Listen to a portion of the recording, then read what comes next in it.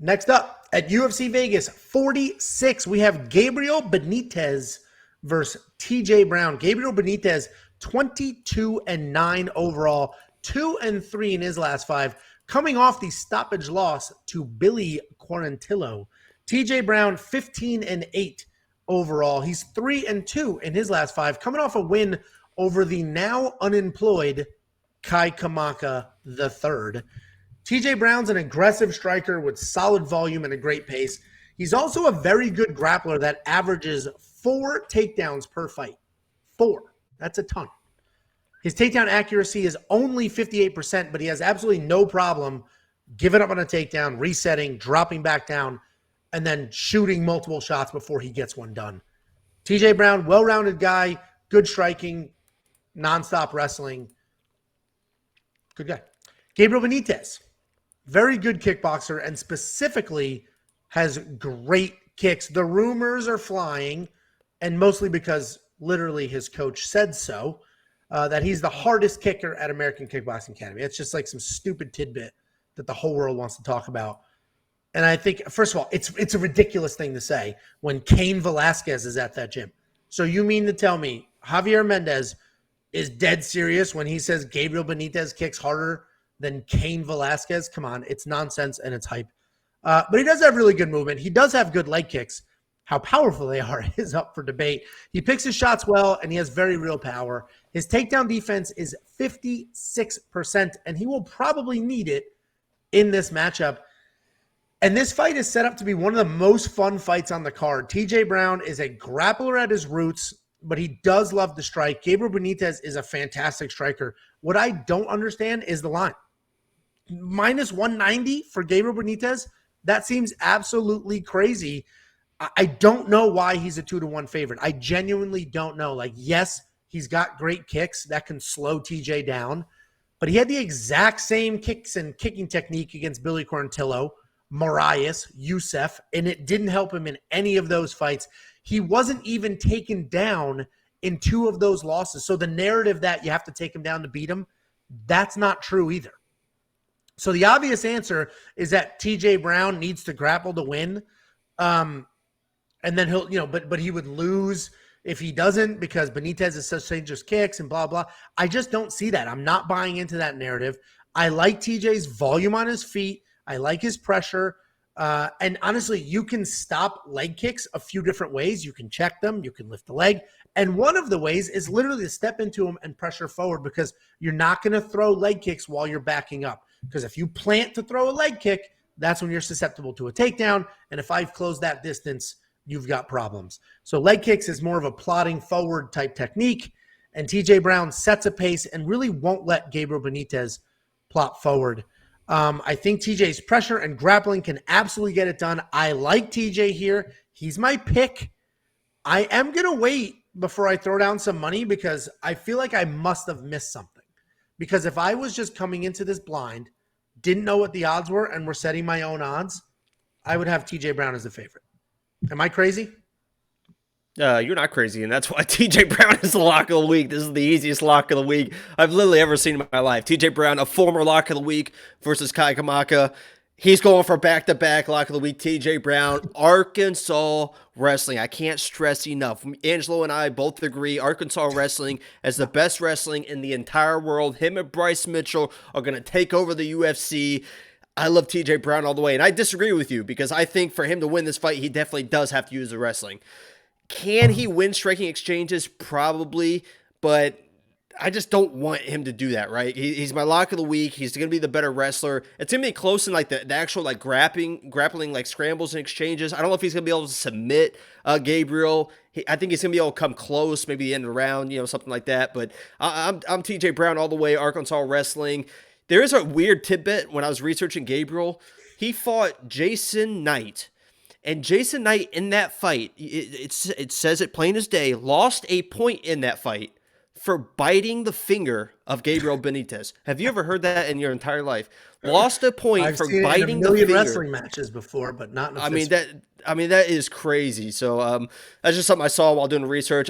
To me, Gabriel is I don't think he looks like super sharp in his last few fights. He's only 6-5 in the UFC, so his record's 22-10, but he's kind of been hit or miss in the UFC. TJ Brown, I think he's like 12 and what's his record? 12-6, something like that. I think he's much better than his record shows. I think he gets in trouble when he does get in those striking exchanges in those firefights. If he would just stick to the wrestling and just overwhelm Gabriel and just basically try to break him as a fighter, as a man, by just overwhelming him with the volume. I think he gets this win easy, and I put 2 units on him already. I might look for it inside the distance as well. So I'm TJ Brown, lock of the week all the way. This will be 4 in a row lock of the week. So we're back on track. You've never had the same guy be the lock of the week twice and win both times, have you? Is this the first time? Ryan Hall.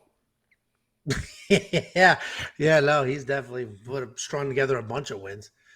All right, so we both like TJ Brown here, and I honestly feel like I'm missing something because, like I said, these odds, not only the odds crazy, I wouldn't have them flipped because I don't think TJ. Oh, and it was sorry, I just did my research. Pat Sabatini, back to back. There you go. I wouldn't have TJ Brown as a -190 favorite, but he'd certainly be like a -130. So these odds just seem absolutely nuts to me. And honestly, I think that Gabriel is the better overall fighter in my mind. That's why I would rather DJ stick to what he does best, because I think Gabriel's the overall better fighter. Yeah. So that's that's probably why the odds are the way they are.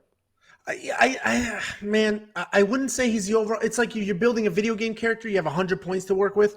I think TJ's are more evenly spread out with cardio, power, striking, and grappling. Let's say those are the 4. Where Gabriel's like power, striking, and then not as much. It's funny too, TJ, because he is from Arkansas. He's just a good old boy, man.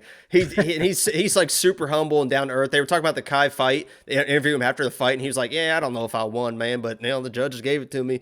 And then he said in that fight too, he said, "Yeah, at one point I woke up on the canvas. I didn't know where I was at, but I'm a tough guy, so I just kind of pushed through it and got back to my stool." It's so funny. So he's a tough guy. He's just a good old boy, man. He's a lot of fun. Yeah, good for him. Yeah, and I watched the Kai Kamaka fight, and watching those fights, knowing the outcome, it's hard. Like it's hard to watch it objectively. I know a lot of people think he did lose it, but either way, he's still got a job, and unfortunately for Kai, he does not.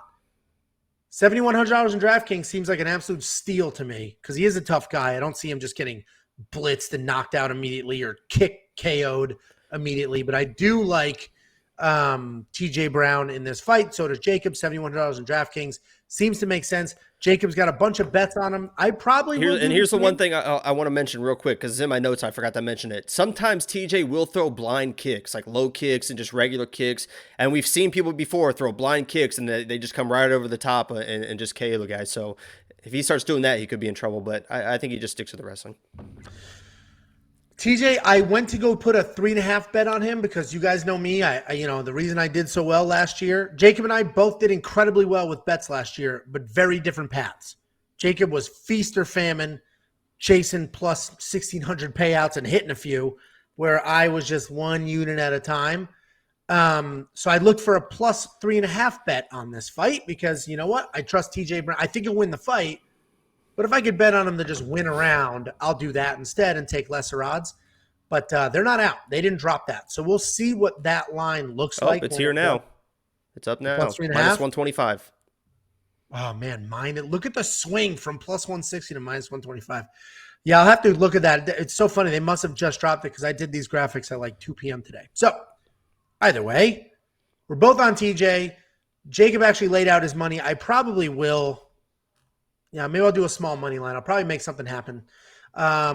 Jester just commented in the live chat that Benitez gasses out. That certainly doesn't help, especially with TJ Brown's pace. I agree. And the I agree. monkey knife fight strike line is probably more and more. I do think these guys go at it. That's a low line. I think they go at it. And TJ's the type of guy that will bring the fight out of people. So even if Gabriel's traditionally a slower starter, you got somebody in your face like that, you have to throw back. And TJ's the type of guy that sort of sucks that out of people. Yeah, and Gabriel will get tired, but he won't quit. That's why I said TJ needs to try and break him. But Gabriel's a tough dude too. So yeah, no, I think it's a good fight. More a monkey knife fight. Go to wewantpicks.com/MKF. Sign up. they'll match your deposit. Use the free money. Throw the free money on more on this strike line. You'll hit it, and you can immediately withdraw your winnings. It's that simple. And then go to wewantpicks.com/bets. Sign up with any one of our partners. Make a deposit. Let me know, and I will send you $50. Cash App, PayPal, Venmo, however you want it. December only had, 2 fights in December? And I paid out over $1,000. We're going broke paying people, but we're supporting our partners and making it in the back end. wewantpicks.com/bets.